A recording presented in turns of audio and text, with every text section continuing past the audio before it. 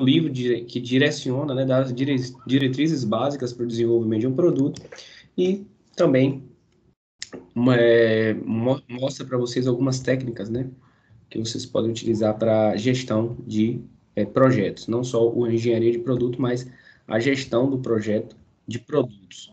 Porque dentro de empresas, dependendo do tipo de empresa, vocês vão estar lidando com diversos projetos e somente a questão de priorização de projetos, avaliação econômica de projetos, engenharia econômica, né, relacionada a projetos, são partes muito bem evidenciadas no PMBOK. Tranquilo. Dito isso, né, a gente vai para a nossa aula de hoje, engenharia simultânea e o desenvolvimento de produto. Coloquei essa charge para vocês analisarem e ver o que vocês entendem. Deixa eu ver se eu consigo pegar aqui, né, para a gente poder... Vão aceitando os alunos aí que vão chegar, vocês mesmos podem aceitar. Olha, o que a gente vai falar, né? É muito sobre essa charge aí que está sendo mostrada. No primeiro quadrinho, né, está mostrando ali como o cliente explicou, né? O cliente explicou dessa forma, né? Um balanço aí e tal, com três. Obviamente que essa charge está sendo bastante, vamos dizer assim, extrapolando bastante, né? Mas é só para mostrar como acontece na realidade mesmo. Como o líder de projeto entendeu? Então, o líder de projeto entendeu daquela forma ali, tá? O balanço. Como o analista projetou? O analista projetou daquela forma. Como o programador construiu? Como o consultor de negócio descreveu? Como o projeto foi documentado? Não teve nem documentação do projeto. Que funcionalidades foram instaladas? Como o cliente foi cobrado? Como foi mantido, né, o projeto? E o que o cliente realmente queria? Uma coisa totalmente simples. Então, isso aí mostra para a gente uma coisa muito importante que é... Deixa eu sair aqui. Que é a questão da... Peraí, só tirar aqui o mundo da galera. Pronto. Mostra uma coisa muito importante essa charge, que é a dificuldade, não só da aquisição da informação, mas a aquisição de informação confiável e de qualidade, porque sempre friso e bato nessa tecla. Qualidade e confiabilidade. A qualidade engloba a confiabilidade, mas não são as mesmas coisas, tá? Um dos requisitos de um produto de qualidade é ele ser confiável. Então, a confiança das informações é muito importante. Então, você desenvolver estratégias que consigam, que permita que você entenda perfeitamente o que o cliente está querendo, né? A quantidade daquele determinado produto, como o produto deve ser feito, questões ergonômicas, questões de usabilidade, funcionalidade. E aí, isso aí vai estar ligado diretamente ao sucesso ou não do seu produto. Então, essa charge fala isso aí. Olha como um produto ele depende de vários departamentos, o que acontece? Cada departamento pode ter a sua ótica em relação ao que foi conversado com o cliente. E isso acontece mesmo, gente. Se você pegar alguns programas desses, alguns reality shows desses de... Professor, desculpa interromper, mas a sua tela não está aparecendo para mim, não. Não sei se é só para mim ou é... Acabei de ver aqui que não está aparecendo mesmo. Ah, tá bom. E agora? Agora tá. Tá, desculpa. Porque tava... Não sei o que aconteceu, mas tudo bem. Então, a gente tem... só recapitulando então um pouquinho, eu estava falando dessa charge que fala bastante, né? Ela evidencia bastante como acontece o processo de desenvolvimento de um produto, principalmente o processo de entendimento, né, do produto, para que a gente possa desenvolver os requisitos dele e desenvolver as especificações de projeto e de processo. Então, a gente tem que ter, primeiro, linearidade e alinhamento das informações com todos os departamentos e fazer com que cada processo ele tenha interdependência com os outros para que a gente possa ter essa veiculação da informação de forma mais confiável. Então, quando a gente fala de engenharia simultânea, a gente está falando disso, de fazer com que os projetos, as partes do projeto elas aconteçam de forma paralela e não de forma sequencial, como acontecia antes. Então, quando a gente fala isso, né, o DARPA ele definiu engenharia simultânea, também conhecido como engenharia paralela, da seguinte forma: é uma abordagem sistêmica para o desenvolvimento integrado e paralelo do projeto de um produto e os processos relacionados, incluindo manufatura e suporte.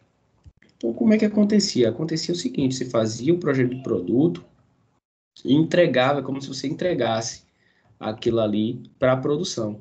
E aí depois que você pegou aquele projeto que ia começar o planejamento do processo, o desenvolvimento do processo, fazer o processo e tal, para depois entregar aquele primeiro produto que seria um protótipo. E hoje em dia a gente sabe que não tem como a gente ficar dentro dessa concepção, porque isso vai levar muito mais tempo. Podem olhar aí nessa figura abaixo, que vocês vão observar a engenharia sequencial e a engenharia simultânea. Veja que você tem um planejamento, né, que é a parte onde você vai estar determinando quais são os requisitos que vão, o que, que, o cliente, o que, que você entendeu do cliente, quais são os recursos que vão no seu produto. Aí você vem e cria aqui o projeto conceitual. Esse projeto conceitual vai levar o que, que você imagina que esse produto deve ter. Aí você vem com um projeto propriamente dito, né? E você detalha esse projeto, né, em diversas partes, para depois você ter o projeto da produção. Então perceba que você não tem nenhum tipo de sobrepujança aqui de nenhuma dessas etapas. Ninguém está se sobrepondo a ninguém. E isso traz um aumento do lead time. Então a gente precisou, né, com a aplicação das ferramentas relacionadas à engenharia de produção, melhorar essa questão dos projetos. Então, não à toa que foram aplicados dessa forma algumas estratégias de redução desse lead time. E daí surgiu a possibilidade de fazer algumas dessas etapas, né, uma se sobrepondo às outras. Planejamento, concepção, projeto, treinamento e as relações que cada uma tem com as outras. Então, a gente percebe que a principal diferença é a diminuição do lead time devido à sobrepujança, né, ou à sobreposição das etapas do projeto do PDP. Então, aí, ao mesmo tempo que você está planejando lá, você já conseguiu definir que aquele processo ou que aquele projeto, você já pega e já manda um comunicado, um documento relatando que aquele ali foi liberado para a produção e você começa a projetar a produção, né? Projeto da produção.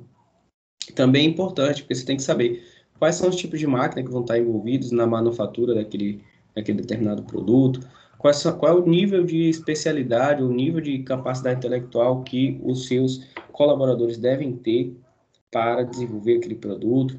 Então, tudo isso você precisa e não necessariamente precisa ser de forma sequencial. Muitas dessas etapas elas podem ser feitas, algumas tarefas dessas etapas podem ser feitas ao mesmo tempo, certo? Simultaneamente. Então, isso que é a engenharia simultânea. Daí a gente vê o que é esse PDP, né, que a gente vem falando já há todo tempo. PDP, em tradução livre, é o processo de desenvolvimento do produto, e ele vai buscar tanto as especificações do projeto do produto, como as especificações também do processo de produção. Porque a gente sabe que quando você define um produto, você está projetando, desenvolvendo um produto, você vai desenvolver aquele produto para ele ser produzido pela sua unidade fabril, né? Isso se você tiver na mesma unidade fabril o P&D, que é o setor de pesquisa e desenvolvimento, e tiver também a unidade fabril. Em alguns casos, pode ser que isso aconteça de forma diferente, como nas montadoras de veículo, tem escritórios que são em outros locais diferentes das unidades montadoras. Aí o processo de geração do produto, do protótipo, é feito em outro local. E depois é enviado já ali o produto homologado, o processo homologado começa a ser feito nas unidades fabris. Então, esse PDP ele vai considerar as necessidades de mercado, né? Tudo que está ali, todas as informações que vem no mercado, para saber o que deve ser feito, como deve ser feito, né? E quando deve ser lançado, isso é muito importante também. E verificar quais são as capacidades da sua própria fábrica. O que você consegue, porque às vezes você não pode criar um produto que seja altamente tecnológico, com um nível de complexidade altíssimo, e você não tem essa capacidade de produzi-lo, né? Nem tem como fazer a aquisição desses insumos. O PDP também está envolvido com a questão da preparação da manufatura, ou seja, determinação de sequenciamento de produção, sequenciamento de máquinas, alocação dos funcionários, dos colaboradores em cada posto de trabalho, treinamento desses tipos de funcionários para a produção daquele determinado produto. E também o PDP está relacionado ao pós-lançamento. Depois que o produto foi inserido no mercado, o PDP também tem que fazer o acompanhamento para verificar o tempo do ciclo desse produto, para ver quando é que vai ser descontinuado a produção daquele produto. Tudo isso aí envolve o PDP. A gente vai ver cada uma dessas situações, dessas etapas, de forma gradativa dentro do nosso conteúdo. Algumas características do PDP, né? A gente sabe que qualquer coisa que a gente esteja trabalhando com previsão, a gente vai estar envolvidos com um elevado grau, né, de incerteza. E a gente vai ter, principalmente no início, onde a gente está fazendo a parte de planejamento, a gente vai ter bastante tomada de decisão com níveis de críticos, né, de risco. Então, a gente sempre vai pensar assim que o que você decidir no início vai ser muito difícil você mudar depois de um determinado tempo. Então, dou sempre um exemplo, você está ali produzindo um show, né, de uma banda dentro de um determinado espaço, e você, logo de início, você tem que fazer o quê? Você tem que contatar a banda e você tem que fazer o agendamento dela. E para isso você já paga um valor, né? Para agendar. Então esse valor já foi. Então, para você mudar, vamos supor que você tenha que mudar a banda, geralmente tem um contrato que já vai incorrer em valores. Então a decisão daquela determinada banda tem que ser muito bem pensada. O público, o valor do ingresso tem que ser bem pensado para atender. Então tudo tem que estar já muito bem pré-estabelecido e estudado, e analisado, calculado, para você firmar e tomar essa decisão, para depois construir, dimensionar a capacidade de recepção, quantidade de banheiros, quantidade de seguranças, tudo vai depender do volume do público que você almeja ter naquele espaço. Então, outro detalhe importante do PDP é que cerca de 80%, né, pode chegar até 90%, dos custos eles incorrem nas primeiras etapas, né? Então, essas etapas iniciais são as que têm a maior parte dos custos comprometidos. Vamos supor lá que você tenha 100 mil reais para desenvolver um produto. Nessas primeiras etapas, né, até antes da homologação do produto, é onde você vai ter os maiores valores ali, cerca de até de 80 a 90 mil desses 100 mil que você tem. Depois que você foi lá, terminou o produto, homologou ele, homologar um produto é você registrar ele junto ao órgão competente, que na maioria das vezes, se for um produto inovador, tecnológico, você vai no INPE, se for aqui no Brasil, obviamente, né? E se for outro produto que você fez alguma modificação, você também tem que modificar a classificação dele lá no INPE, que é o Instituto Nacional de Patentes, né, Industriais. Então, você precisa fazer isso daí. Se foi um software que você fez, mesma coisa, você precisa registrar ele e homologar. A partir desse momento, da homologação do produto, você vai homologar o processo. Você vai gerar uma batelada de produção daquele produto e verificar se o seu processo está conseguindo produzir o seu produto de acordo com as características do planejamento da produção. Aí você homologa o processo. Às vezes sempre tem que fazer algum ajustezinho no processo, modificar algum parâmetro de setup de máquina para ela atingir aquele produto que você homologou. Feito isso, homologando o processo produto, aí sim você já conseguiu chegar na etapa onde você vai rodar mesmo a produção, aí entra o que a gente chama de PCP, que é o Planejamento e Controle da Produção. Então, a engenharia de produto é exatamente isso, gente. A gente não só lidar com o produto. Muita gente pensa, engenharia de produto está relacionada a você. Peguei aqui, entrei aqui no SolidWorks, fiz um produto aqui, um produto de elevação mecânica de um determinado, vamos lá, elevação mecânica de barris de leite.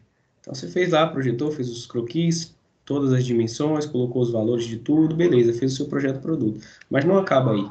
Você tem que saber que esse produto ele precisa ser manufaturado. Então, para ele ser manufaturado, você tem alguns outros requisitos de produção que você tem que desenvolver junto com o produto, inclusive. Porque, vamos lá, você fez lá, disse que o seu, ele vai ser por... A forma como ele vai fazer a elevação mecânica, ela pode ser hidráulica, pneumática, e pode ser totalmente mecânica, só girando uma manivela, ou pode ser automatizada. E aí, você, ao definir isso daí, de que forma vai ser elevado isso daí, você vai definir com certeza um processo, uma etapa de manufatura. Então, isso tem que ser decidido juntos, e você tem que verificar a disponibilidade tecnológica dentro da sua empresa para produzir aquele produto. Senão, você não vai conseguir. Aí eu coloquei esse gráfico para vocês perceberem, né, que no processo de desenvolvimento de produto, a gente tem a parte de preparação, depois a gente vai ao desenvolvimento e depois a produção. Então, na parte aqui, ó, que a gente vai, essa parte que está em amarelo, é o desenvolvimento do produto, a gente incorre e chega até 80, 90% dos custos que estão comprometidos, certo? Ou seja, os custos que são comprometidos, gente, são etapas que vão precisar daquele dinheiro. Então, eu não posso, por mais que eles não tenham sido incorridos ainda, eu não posso gastar eles. Que aqui vem o gráfico do custo incorrido. Olha como ele vem aumentando de forma exponencial. Tá? Então, você tem aqui meio que uma função logarítmica e uma função exponencial. Então, aqui eles se encontram. A gente tem um custo comprometido, o custo que a gente tem é o custo máximo que a gente pode obter. Desculpa, o custo máximo não. O custo que a gente encontra para ter uma margem de melhora, né? Essa margem aqui que está passando de 80% a 90%, ela mostra aqui que sempre vai existir uma forma de você, daquele valor que você disse que precisava para desenvolver o produto, existe sim possibilidades de você enxugar, porque sempre é colocado um valor a mais, uma margem. Então você bota lá 200 mil que você precisa, na verdade, o que você precisa é de 180 mil. Então, essa margenzinha aqui, ó, você pode reduzir na produção para você poder atingir o valor correto. Então, daí você tem os custos incorridos e os custos comprometidos, mostrando que você tem um comprometimento dos seus custos muito grande já nas primeiras fases aqui do processo. Nessa fase aqui, que é a fase de produção, você já vai estar relacionado já custos com o planejamento, controle de produção, já vai estar entrando dinheiro dos pedidos, certo? Importante questão aí do engenharia de produto é o gerenciamento das incertezas. Eu coloquei essa foto do lado aí para que vocês entendam. Eu gosto de colocar charges, gosto de colocar fotos assim meio fora do padrão, mas para que fique mais fácil o entendimento. Então a gente sabe, eu coloquei essa foto de uma menina que ela está indo, descendo aí, né? Só que ela não tá, ela sabe que vai ser um cenário econômico. Qual é a analogia que a gente pode fazer? Agora mesmo, um cenário econômico devastador, ruim. Então você tem que gerenciar todas as incertezas, você tem que buscar se preparar, blindar a sua empresa. Então, estou mostrando aí, tem itens de segurança, né? Para a questão da velocidade, ela tem vindo esses trilhos aqui, já botou um par de rodas aqui para dar mais estabilidade, porque ela sabe que vai encontrar caminhos tortuosos por aqui. Então, esse gerenciamento de risco e de certeza está relacionado diretamente à sua capacidade, à capacidade da sua empresa de obter informações privilegiadas ou bem tratadas, confiáveis, que vão ser muito importantes na tomada de decisão. Então, está relacionado à qualidade da informação, controle dos requisitos a serem atendidos. O que é esse controle dos requisitos a serem atendidos, gente? O cliente me falou que ele quer um celular com excelente capacidade de processamento de dados, ou seja, ele quer um celular que tenha uma boa memória RAM. Então, você sabe que isso daí você tem que controlar. O que, que é uma boa memória RAM? E como é que você controla isso? Fazendo uma pesquisa de mercado, verificando como é que estão os seus concorrentes, identificando qual é o valor máximo que você quer vender esse produto para que você consiga ser competitivo. E a partir disso você ir dimensionando os requisitos. Não pode nem dimensionar muito, porque se ele falou que era uma boa capacidade de RAM, você pode botar lá 16 GB de RAM, que é o máximo que eu conheço de um celular que tenha, né? Mas você sabe que aquilo dali vai impedir de você ser competitivo. Aí você vai lá e bota, eu vou botar 6 GB de RAM, porque eu sei que eu vou estar ali diretamente com o meu concorrente, eu vou estar ali controlando esse requisito. Então é basicamente isso, gente. Quando você estiver desenvolvendo um produto, seja ele serviço ou bem, você também sempre se atentar em ser competitivo. E para isso você vai ter que estar ali controlando os requisitos, atendendo o que o seu cliente quer, mas a um baixo custo, para que você consiga vender o seu produto. Senão não adianta nada fazer um produto super tecnológico, um produto perfeito, e você não conseguir de forma alguma atingir a fatia e o público que você precisa. Isso aí é bem complicado, tá bom? Então, a gente pode falar aqui, dentro da engenharia de produto, a parte da informação é, sem dúvida, uma das partes mais importantes. Olha essa outra chat que eu coloquei aí, tá? Eu vou tentar colocar aqui um pouco maior para a gente ver. Vocês estão conseguindo ver, ler a charge? Aqui, ó, já sei. Aqui, agora sim. Bem, a Chad, ela diz aí, ó, eu preciso saber dos seus requisitos antes que eu comece a projetar seu software. A gente vai para uma questão de software, tá? Eu preciso saber dos seus requisitos antes que eu comece a projetar o software. Primeiramente, o que você está querendo fazer? Isso aqui é a pessoa perguntando para o cliente. Eu estou tentando fazer você projetar meu software. Aí o cliente está dizendo isso. Eu quero dizer, o que você está querendo fazer com o software? Qual é a finalidade, né, que você quer? Aí ele diz, eu não vou saber o que estou querendo fazer até você me diga o que o software pode fazer. Tente colocar isso na sua cabeça, dura. O software pode fazer qualquer coisa que eu projete que ele faça. Aí ele fala aqui, você pode projetá-lo para que ele lhe diga os meus requisitos? O que é interessante nessa charge aí do Gilbert é que, na verdade, a gente, como cliente, a gente não sabe muito bem o que a gente quer, certamente, na maioria das vezes, né? A gente sabe subjetivamente. Eu quero um software que determine por exemplo, o meu software mesmo que eu desenvolvi, estou desenvolvendo, está em processo de desenvolvimento, que é o aplicativo ISA. É um software para determinação do valor mínimo para que você obtenha algum tipo de produto ou serviço, ou uma lista de produtos, ou um determinado serviço. Então, ele vai contabilizar diversas variáveis, como deslocamento, se vai se deslocar com o carro, o local, e vai filtrar diversas outras variáveis. Só que, se eu vou pedir para um cara aí da ciência da computação, da engenharia de software projetar, eu vou ter sérias dificuldades. Porque eu tenho uma noção da engenharia de produção, eu vou trabalhar, vou falar para ele, é baseado em pesquisa operacional, vou fazer uma função mini, uma função objetivo mini de minimização, onde eu vou ter esses 4 parâmetros iniciais, né? Custo, tempo, distância e qualidade. Então, esses são os 4 parâmetros iniciais, mas tem outros parâmetros que eu vou inserir, mas esses vão ser os parâmetros fundamentais para fazer a função mini em valores, né? Eu quero no final que o aplicativo diga para o usuário quais são os locais que eles devem se direcionar para fazer a compra e que ele determine isso com um certo nível de confiança que garanta que isso seja o menor valor que ele vai pagar ao fazer esse deslocamento da casa dele para um determinado local para comprar o produto ou consumir o serviço. Quero garantir que isso seja o menor valor que ele tem, baseado nos filtros que ele colocou, né, nas preferências dele. Então, é muito difícil, às vezes, você determinar isso daí, que é você explicar para a pessoa que vai fazer o seu produto o que você quer. Partindo disso daí que se desenvolveram as inúmeras ferramentas chamadas de DFX, que a gente vai ver ao decorrer da disciplina, que vão estar relacionadas a diversas partes específicas do processo de desenvolvimento de um produto. Por exemplo, tem uma DFX chamada Design for Maintenance, que está relacionado à manutenção.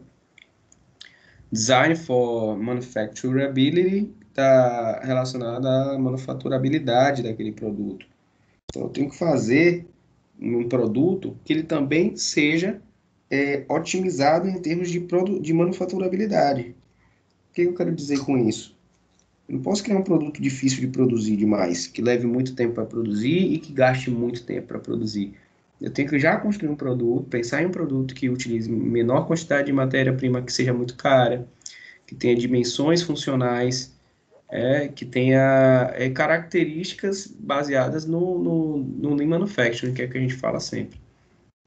Tem que prestar atenção nessas coisas sempre, como eu já falei em algumas outras aulas. Bem, aí vem a parte importante, que é uma parte bem legal, que é a classificação dos tipos de projeto. Então, a gente tem basicamente 3 classificações importantes, que são essas que estão vendo aí, que são projetos radicais, que é do tipo Breakthrough. O que é esse tipo? O Breakthrough é simplesmente um projeto que é inovador. Ele nasce, a sua estrutura toda, ela nasce do zero. Você vai criar algo novo. Dá um exemplo, professor. Pode ser um projeto Breakthrough, pode ser o quê? Um aplicativo novo de qualquer tipo de funcionalidade que você parta do zero. O Uber, quando nasceu, né, era um aplicativo totalmente novo. Então, ele era do tipo Breakthrough. Depois foram nascendo outros semelhantes. E aí, esses aí já não eram mais projetos Breakthrough. um carro novo, né? Uma empresa que não tinha, que foi pioneira, né? A Ford, quando lançou o EcoSport, há 20 anos atrás, que foi pioneiro aqui na região como um esporte utilitário, né? Um veículo utilitário. Então, ali era um projeto breakthrough, porque não tinha nenhum outro tipo de projeto na área relacionado a SUV para aquela determinada categoria, para aquela determinada região. Então, o projeto Breakthrough é esse aí. O projeto de plataforma ou próxima geração são projetos que já tem já um determinado projeto, você vai fazer uma versão nova, né? Então, aí é como se você estivesse fazendo a nova versão do EcoSport, por exemplo, que saiu da versão 1 para a versão 2 e agora está indo para a terceira, né? Fora os facelifts que foram feitos. Eu coloquei o exemplo do PlayStation também.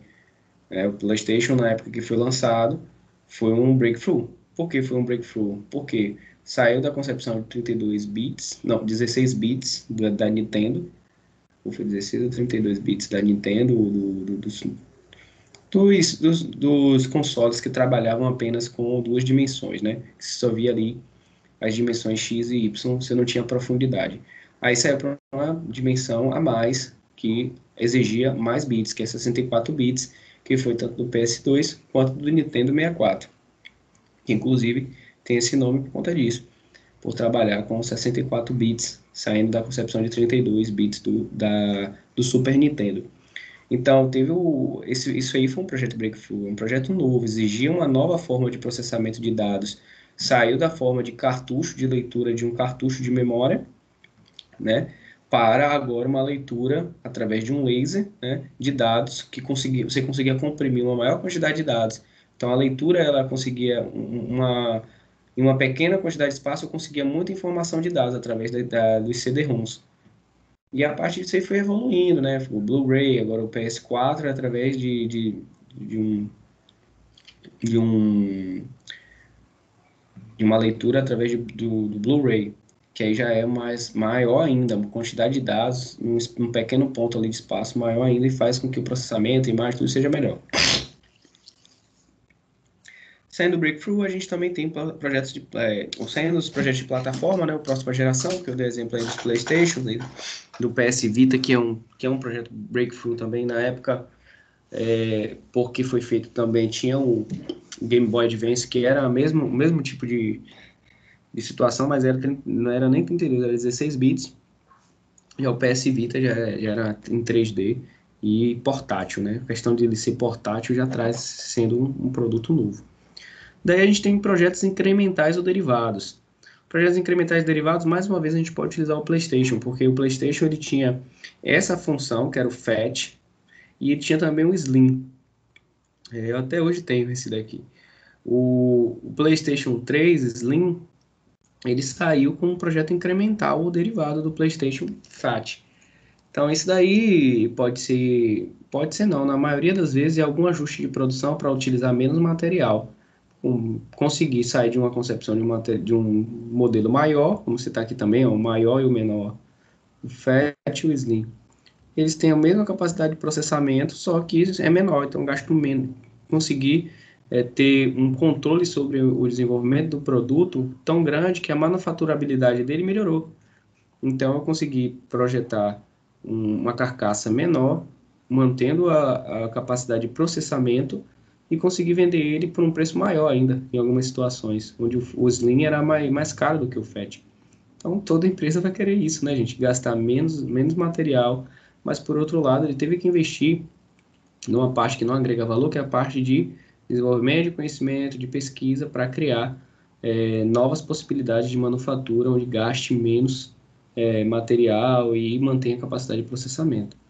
Tá? Então, esse aí é um caso de projeto incremental derivado. Nos carros mesmo, nas montadoras de veículo, acontece bastante todos esses três tipos aqui, ó, certo? Você tem projetos novos, então ele lançou uma linha nova, um produto novo, um carro novo, como por exemplo o Kwid, que era um espaço ali que estava vago ainda, porque não tinha um carro de entrada com valor mais barato e tal.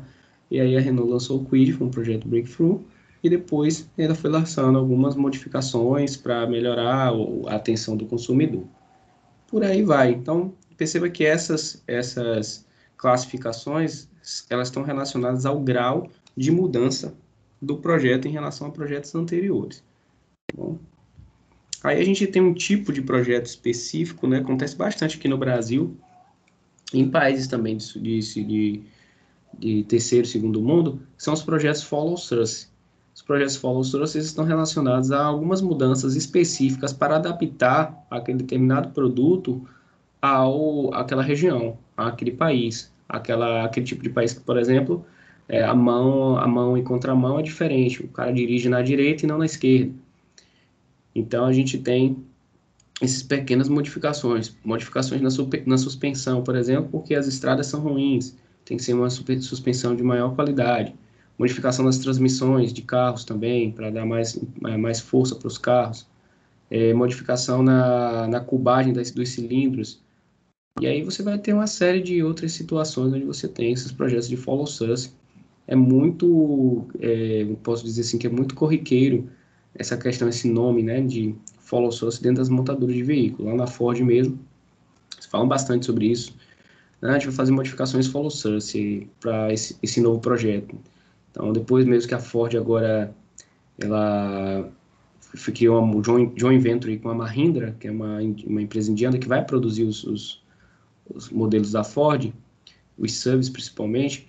Então, elas estão trabalhando com diversos projetos follow source, porque elas vão vender para o mundo inteiro. Então, quando ela vende para esse mundo, ela tem que fazer um projeto e tem que fazer pequenas modificações no projeto para atender especificações daquele país determinado. Além disso, a gente também tem um outro tipo de situação, mas que a gente não considera como um projeto em si, mas como parte do nascimento de um projeto breakthrough, que são os projetos de pesquisa e desenvolvimento avançado. Então, aí na UFBA mesmo, antes da pandemia, vocês devem conhecer algum tipo de grupo de pesquisa. Eu mesmo participava do Protec. E dentro do Protec se desenvolve diversas linhas de pesquisa para desenvolvimento, no final das contas, para desenvolvimento de produtos, de software ou produtos mesmos físicos, bens. Em outros laboratórios, como o LIAR, aí na UFBA também, Laboratório de Inteligência Artificial e Robótica, também se preocupa em desenvolver linhas, né, de produtos na área de automação, robótica, para poder atender algumas soluções específicas da indústria.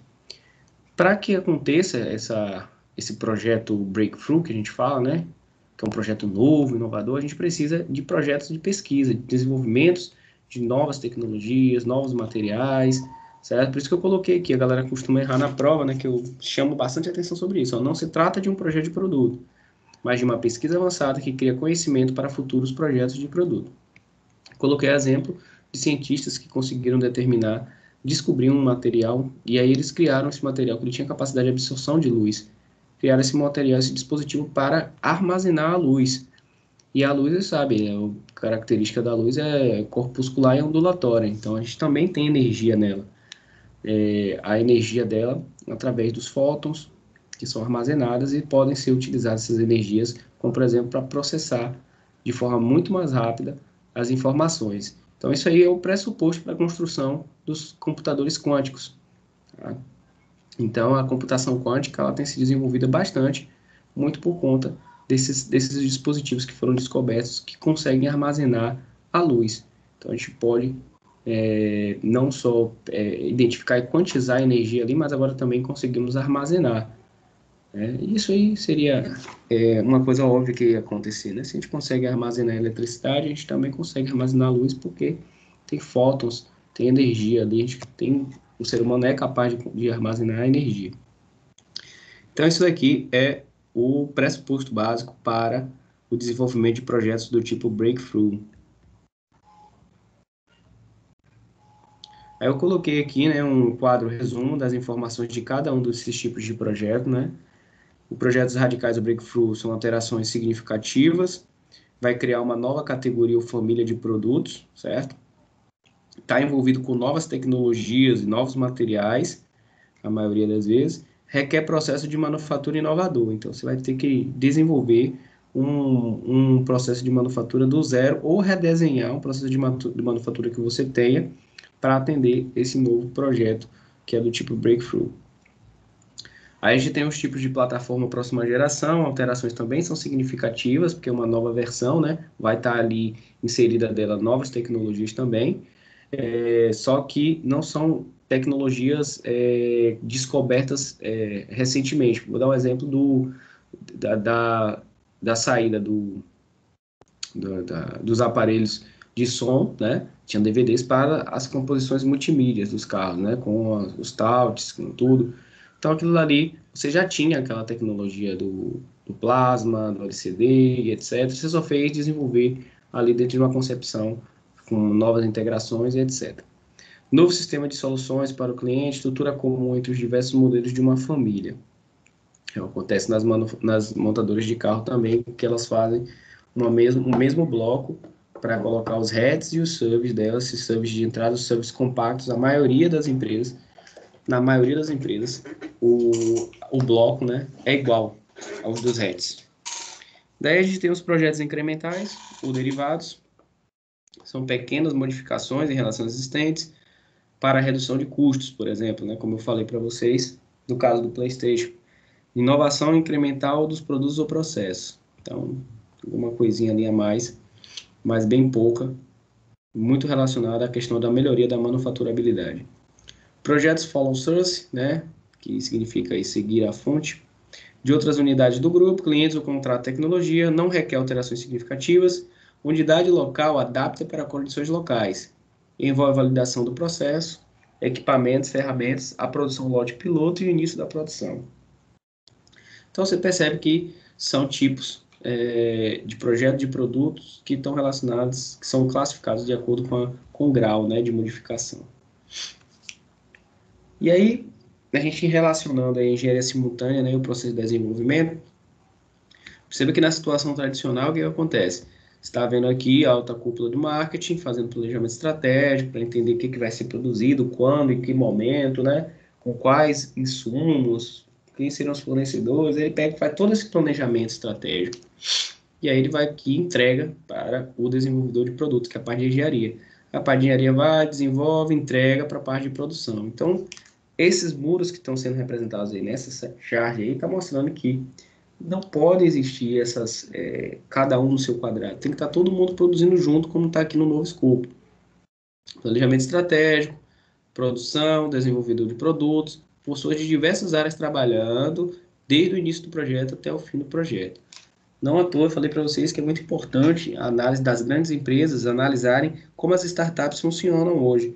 As startups elas funcionam a partir da metodologia Scrum, né, que são metodologias ágeis, onde todo mundo está envolvido ali no processo de produção do produto, onde existem tecnologias como plataformas como ProductV, o Monday, que são plataformas que facilitam a comunicação entre os participantes do projeto, facilitam também os cumprimentos das metas, cumprimentos do cronograma, entrega de arquivos, entrega de metas. Então, isso é importante para que todo mundo participe do projeto e saiba o que está acontecendo em cada um. Me lembro muito bem que no projeto que eu participei no FIBA da Copa, que foi o projeto Arenas, onde eu fiquei responsável pela equipe de gerenciamento de, de metodologia para priorização, gerenciamento de metodologias para ocorrências, né, na arena. Então, tinha que metodologia de gerenciamento de ocorrências na arena. Então, eu tinha que criar algum tipo de produto novo, um software, junto com o Wagner, que era da minha área de computação, para a gente poder entregar essa percepção para a Sudebs, que fazia o processo manual, né? Ela ia lá nos dias de futebol e na mão mesmo fazia ali a contabilização do que estava errado, olhava os extintores, olhava se tinha algum tipo de... Eles não tinham uma plataforma interessante. Então, mas para a minha proposta funcionasse, eu precisava que o outro projeto, que era de registro das ocorrências, funcionasse também. A outra equipe, então, trabalhava junto comigo para que a gente fizesse esse registro de ocorrências e eu ficasse com a parte de tratamento, priorização e também entregar para o público esse resultado, né, da tratativa. Então, foi um projeto onde todo mundo se envolvia, a gente tinha reuniões semanais, a gente tinha apresentação dos resultados de forma mensal. Então, era interessante porque trabalhava em cima da engenharia simultânea e não dessa engenharia tradicional, cada um. É tanto que a gente trabalhava numa mesma sala, todo mundo estava ali junto, sabendo o que estava acontecendo com o outro, produzimos artigos juntos, né? Tiveram vários artigos que foram produzidos, apresentados em congressos nacionais e internacionais. Então, isso foi uma experiência boa na parte de engenharia de produto que a gente teve. E no final a gente entregou uma solução beta, mas que não foi comprada. A gente queria que fosse comprada pela Sudesb para eles utilizarem para fazer a melhoria, né, do equipamento como todo, do serviço que a Arena Fonte Nova entrega, mas eles não quiseram, porque 400 mil foi o valor que foi indexado. Eles não quiseram, acharam melhor continuar fazendo do mesmo jeito que estava. Bem, a gente tem alguns processos relacionados com o desenvolvimento de produto. Tem monitorar mercado, vender, atender cliente, assistência técnica, produção, suprimento, distribuição, pesquisa e desenvolvimento, planejamento estratégico.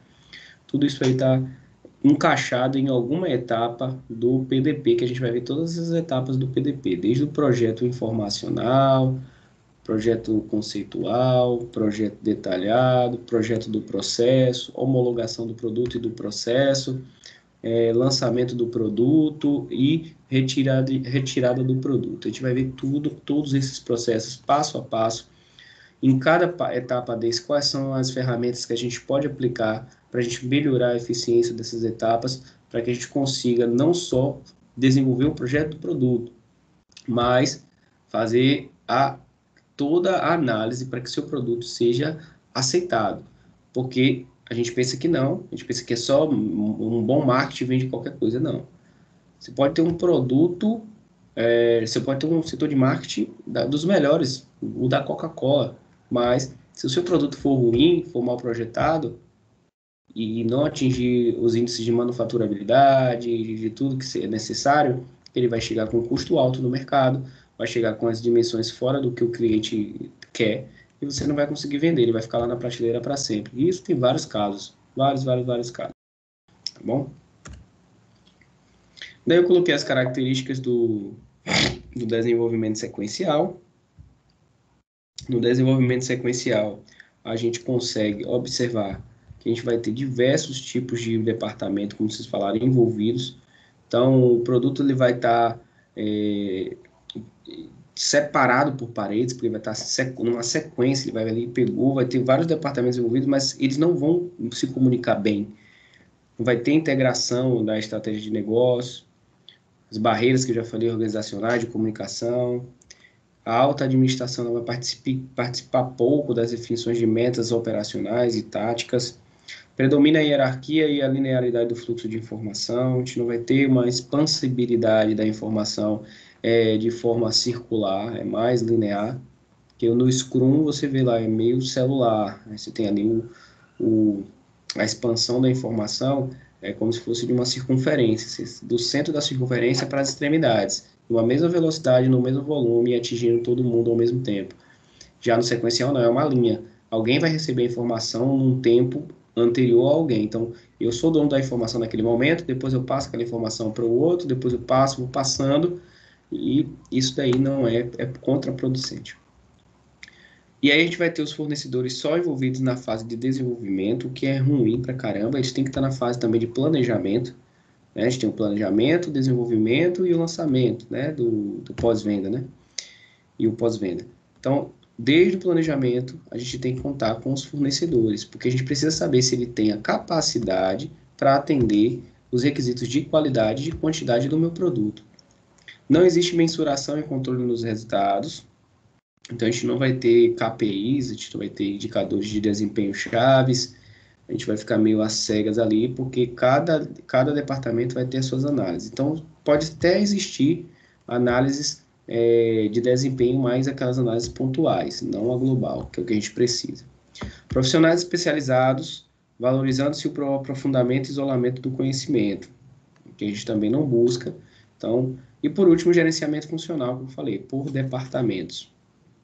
Então, o desenvolvimento sequencial quase não existe hoje, principalmente quando se trata de produção de softwares, de serviços. Alguns produtos até acontecem quando você desenvolve um produto que você passa parte dele para ser produzido em outra empresa.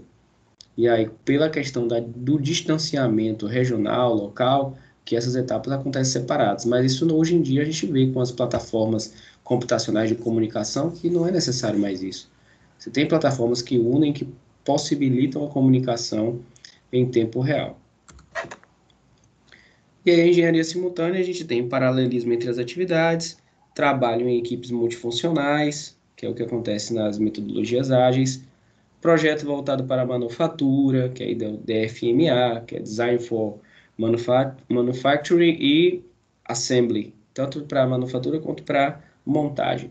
São as DFX, que é o que a gente vai ver daqui a umas 2 ou 3 aulas. Integração entre cliente e fornecedor, desde a etapa de planejamento até a etapa de desenvolvimento, a etapa de lançamento nem necessário. A aplicação de ferramentas de qualidade, como o QFD, que é o Quality Function Deployment, que é uma ferramenta que estuda e destrincha o que o cliente quer. A gente vai ver um exemplo disso daí numa aula onde a gente vai falando só de QFD, que é uma ferramenta excelente para você entender o que o seu cliente está requisitando e destrinchar isso, né, desdobrar isso daí em requisitos de produção. Então, entender o que ele está querendo e traduzir isso para requisitos para a linguagem de produção. Que é o que eu sempre falo para meus alunos, o cliente quer um carro mais potente. O que significa esse carro mais potente para os requisitos de produção? Entendeu? Tem que fazer um cilindro de admissão de oxigênio e de ar, né, e de combustível com a cubagem maior. Então, tem que fazer uma capacidade eu tenho que fazer ele com uma eficiência maior também. Então, isso aí vai se tornando requisitos específicos. E a gente vai ver como é que acontece isso na prática, através de um exemplo bem simples, mas que traz para a gente isso aí. A gente vai transformar em requisitos de produção. Bem, é isso aí por hoje. A gente tem essa aula mais curta de engenharia sequencial. Eu tinha falado do quiz, o quiz a gente só vai fazer depois da aula 5. A gente está na aula 3, eu vou enviar o link do quiz para vocês após a nossa aula 5. Semana que vem a gente tem um feriado, aí a gente só se encontra daqui a 15 dias, e na semana depois do feriado, vai ter a semana, né, do dia 12 ao dia 18, 12, 13, 14, 15, 16, 17, não, 12 a 17, são 5 dias. Aí na outra semana, né, na semana do dia 20, se eu não me engano, a gente vai ter aula, tá? Na segunda-feira. E aí a gente vai ver a parte de já começar a ver os processos das etapas do PDP mesmo. E aí eu aviso para vocês quando que a gente vai estar disponível lá na pasta o link, né, para o quiz. O quiz é individual, tranquilo, vocês podem fazer vou dar um tempo bom para vocês resolverem. Vai ser a nossa primeira avaliação que vai ser voltado mais para essas partes mais teóricas do início, tá bom? Dúvidas, alguma colocação? Vou encerrar aqui a gravação.